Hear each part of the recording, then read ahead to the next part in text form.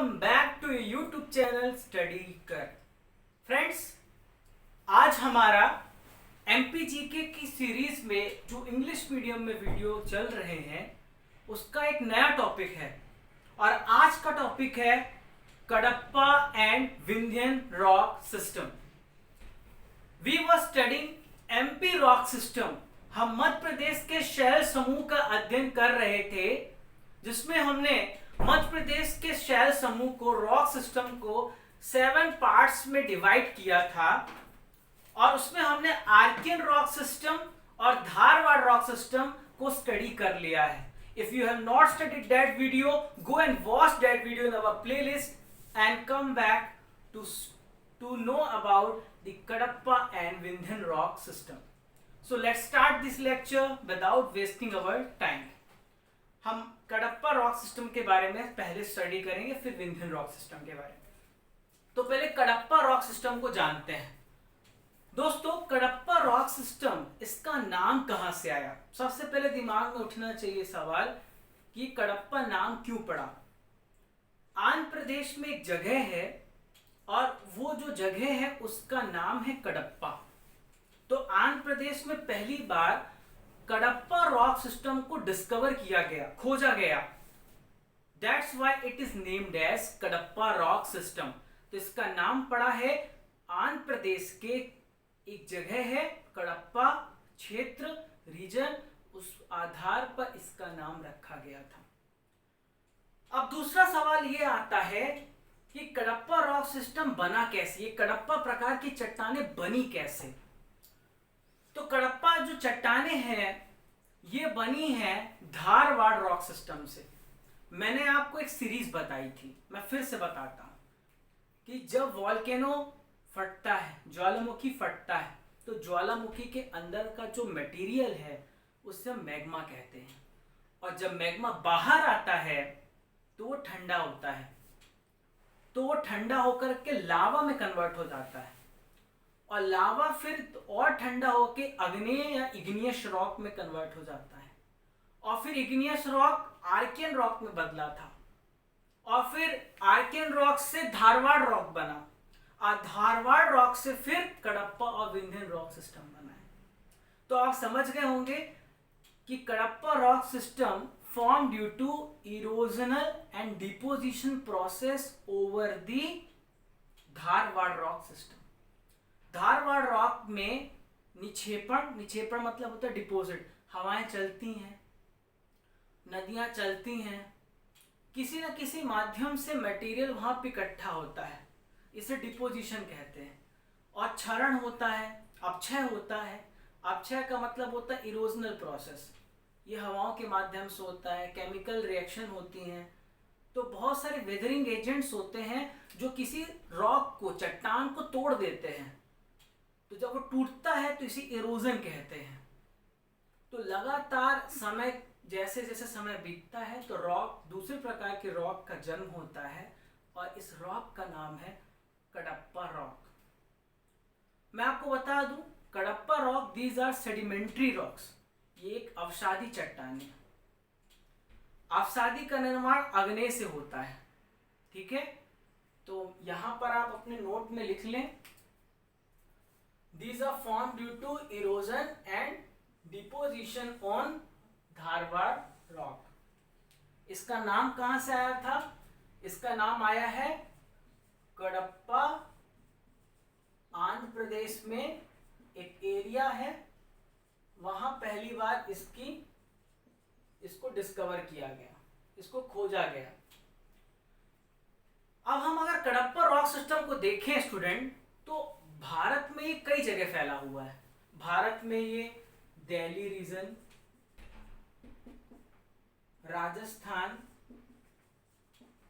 छत्तीसगढ़, भारत में Kadapa rock system आपको यहां देखने को मिल जाएगा। लेकिन मोस्टली अगर हम देखें, सबसे ज्यादा कडप्पा रॉक सिस्टम पाया जाता है छत्तीसगढ़ में। Mostly it is found in Chhattisgarh. Chhattisgarh was divided in 2000 from MP. तो ये कडप्पा रॉक सिस्टम जो मेन था वो छत्तीसगढ़ में चला गया है। अब हम कडप्पा रॉक सिस्टम को जानते हैं एमपी के स्पेसिफिक पॉइंट ऑफ व्यू से। मध्य प्रदेश में कहाँ पे? तो मध्य प्रदेश में कडप्पा रॉक सिस्टम को दो भागों में बांटा गया है, 2 रेंजेस में बांटा गया है। पहली रेंज का नाम है स्टूडेंट बिजावर रेंज और दूसरी रेंज का नाम है ग्वालियर रेंज। तो 2 श्रेणी में इसको बांटा गया है। जो बिजावर रेंज है, जो बिजावर श्रेणी है, ये छतरपुर, पन्ना, इन क्षेत्रों में बिजावर रेंज पाया जाता है। कहाँ पाया जाता है? छतरपुर, पन्ना और सतना में। जो दूसरी रेंज है जिसका नाम है ग्वालियर रेंज, नाम से ही स्पष्ट है कि ये ग्वालियर के क्षेत्र में पाया जाता है। ग्वालियर, यहाँ पे ग्वालियर है तो ये ग्वालियर रेंज है। छतरपुर पन्ना रीजन, ये छतरपुर पन्ना रीजन है। तो कडप्पा रॉक सिस्टम आपने समझ लिया होगा। अब मैं हमें इसमें मिनरल्स बता देता हूँ कि कौन कौन से मिनरल्स पाए जाते हैं।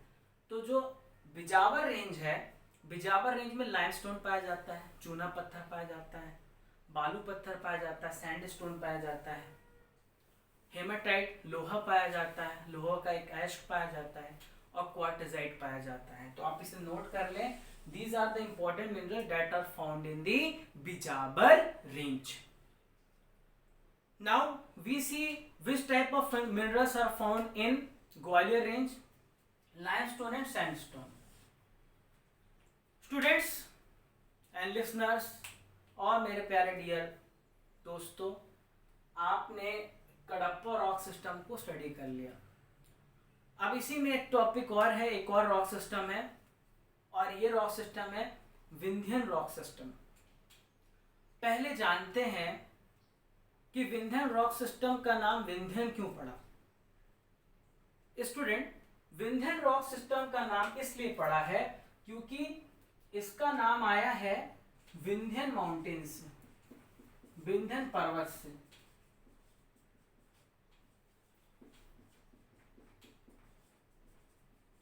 तो विंध्यन रॉक सिस्टम क्यों नाम रखा गया? Because it name derived from the Vindhyan mountain. अब सवाल ये उठता है कि विंध्यन माउंटेन कहां तक फैला हुआ है? विंध्यन माउंटेन पर्वतमाला जो है, रेंज है, ये कहां तक फैली हुई है? तो जब आप मैप में देखेंगे इंडिया के, तो यहां से लेके यहां तक ये राजस्थान का चित्तौड़गढ़ रीजन है। राजस्थान का चित्तौड़गढ़ से लेके बिहार के सासाराम तक विंध्यन माउंटेन फैला हुआ है। स्टूडेंट्स, दोस्तों, जो विंध्यन माउंटेन है ये डिवाइडिंग लाइन है, ये बांटने का काम करती है। ये उत्तर और दक्षिण में 2 भागों में बांटने का काम करती है। उत्तर की तरफ गंगा की प्लेन है, गंगा की मैदानें हैं और दक्षिण में दक्कन प्लेट्यू है, दक्कन का पठार है।